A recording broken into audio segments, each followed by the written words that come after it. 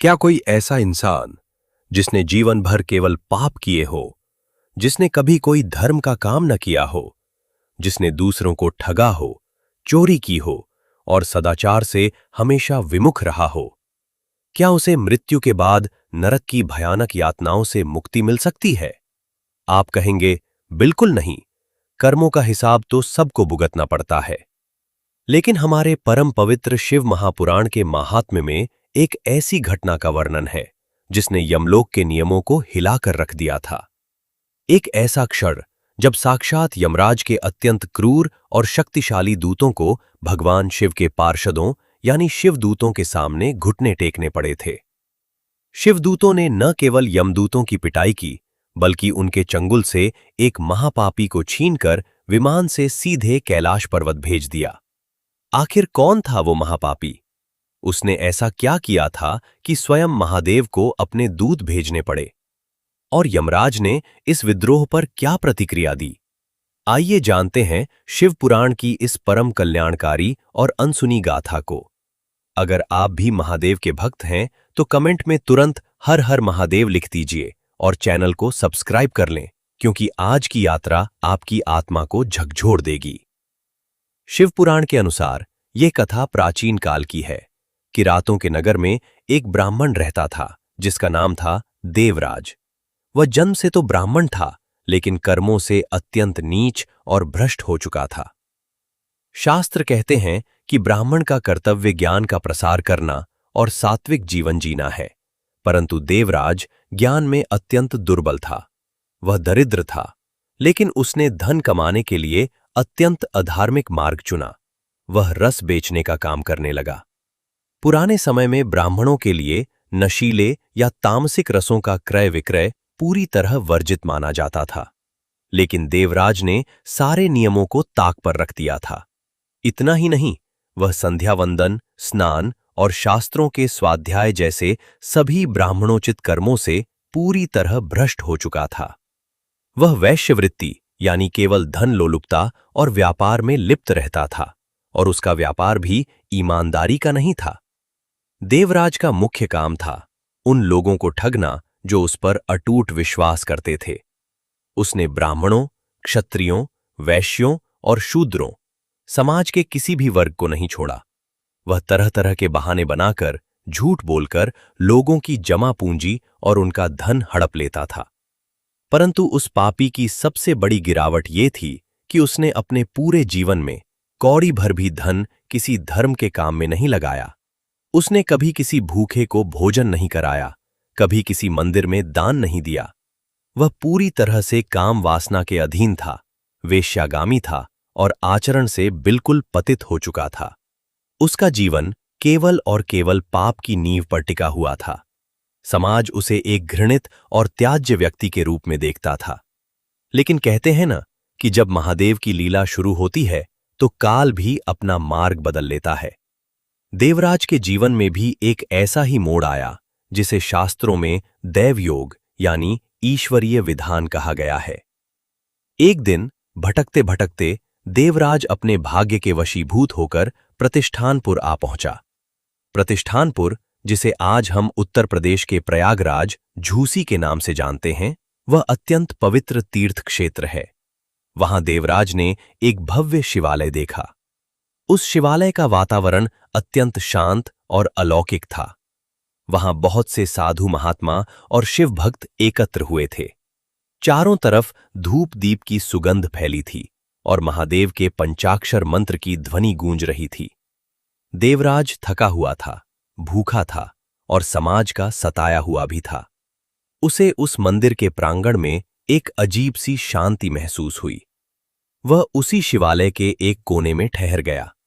उसने सोचा कि यहां भक्तों के बीच रहने से उसे बिना कुछ किए भोजन और शरण मिल जाएगी।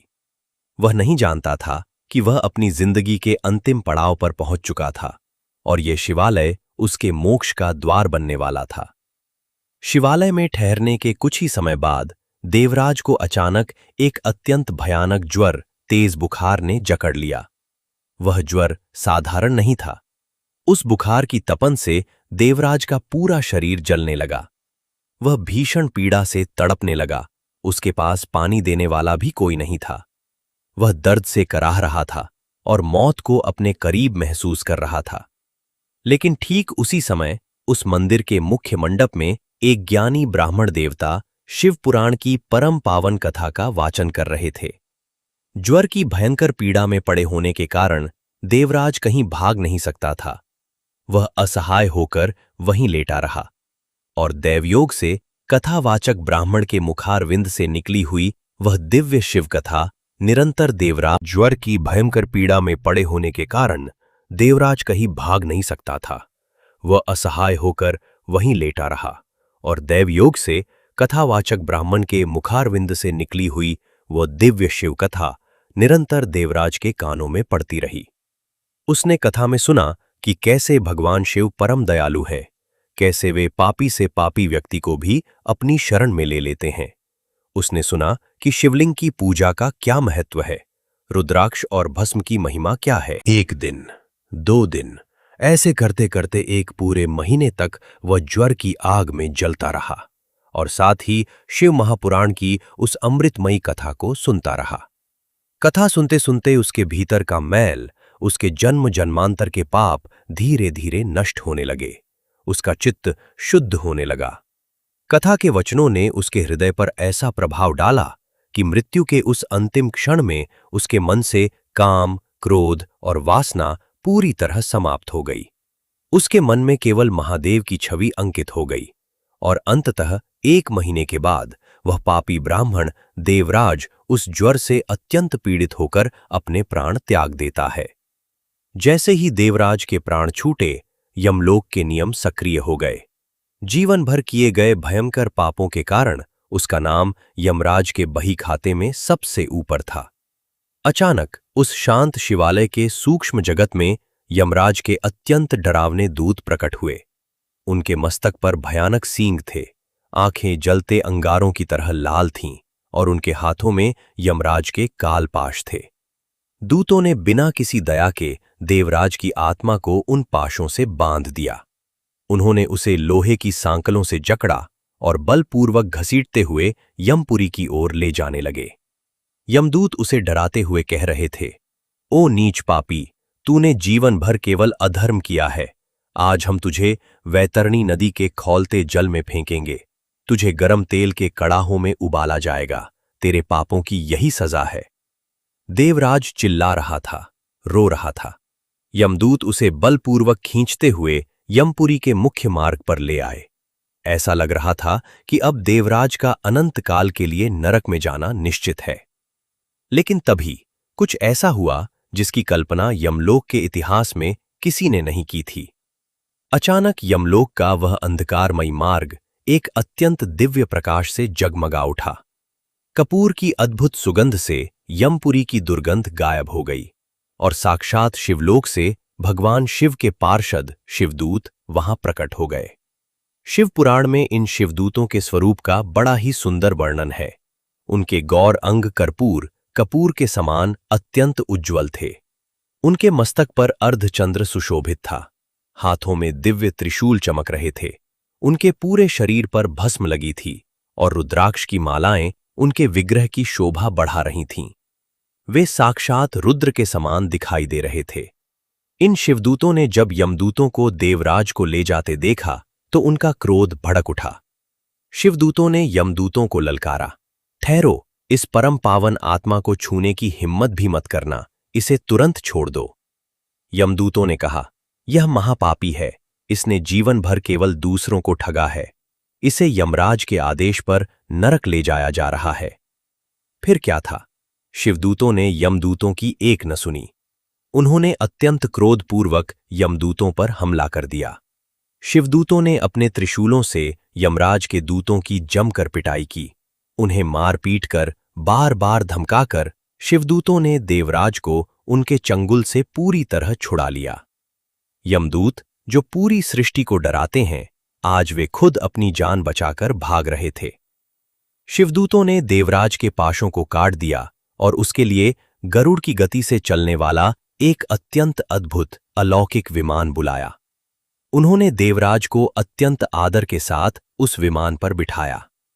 जब शिवदूत देवराज को विमान में बिठाकर कैलाश ले जाने के लिए उद्यत हुए, तब यमपुरी में एक बहुत बड़ा कोलाहल मच गया। यमदूत चिल्ला रहे थे, द्रोह हुआ है, यमलोक के नियमों को तोड़ा गया है। इस भारी शोर को सुनकर साक्षात धर्मराज यमराज अपने विशाल भवन से बाहर आए। यमराज ने जब देखा कि उनके दूत लहूलुहान हैं और शिवदूत एक आत्मा को लेकर जा रहे हैं, तो वे पहले तो अचंभित हुए। लेकिन यमराज कोई साधारण देवता नहीं है, वे धर्म के साक्षात स्वरूप है। उन्होंने तुरंत अपनी आंखें बंद कीं और अपनी ज्ञान दृष्टि से पूरा वृत्तांत जान लिया। ज्ञान दृष्टि खोलते ही यमराज का क्रोध कपूर की तरह उड़ गया। उन्होंने देखा कि इस ब्राह्मण देवराज ने भले ही जीवन भर पाप किए हों, लेकिन अपनी मृत्यु से ठीक पहले महादेव के परम पावन मंदिर में बैठकर पूरे 1 महीने तक अत्यंत श्रद्धा और एकाग्रता के साथ शिव महापुराण की कथा का श्रवण किया है। और शिव पुराण के इस श्रवण मात्र से इसके जन्म जन्मांतर के सभी पाप भस्म हो चुके हैं। अब यह पापी नहीं बल्कि साक्षात शिव स्वरूप हो चुका है। यमराज तुरंत आगे बढ़े। उन्होंने शिव के पार्षदों को देखकर अत्यंत आदरपूर्वक अपना मस्तक झुकाया। यमराज ने उन शिवदूतों का विधिपूर्वक पूजन किया, उन्हें अर्घ्य दिया और हाथ जोड़कर विनम्रतापूर्वक प्रार्थना की। यमराज ने कहा, हे शिवदूतों, आप धन्य हैं, आपके स्वामी महादेव धन्य हैं। मुझसे और मेरे दूतों से अनजाने में जो भूल हुई उसे क्षमा करें। ये दिव्य आत्मा अब साक्षात शिवलोक जाने की अधिकारी है। यमराज की पूजा और विदाई स्वीकार करने के बाद शिवदूत उस दिव्य विमान को लेकर कैलाश पर्वत की ओर उड़ चले। जब वे कैलाश पहुंचे तो वहां का दृश्य अत्यंत दिव्य था। चारों ओर वेदों का गूंजता हुआ सस्वर पाठ हो रहा था। नंदी, भृंगी और वीरभद्र जैसे महान गण उपस्थित थे।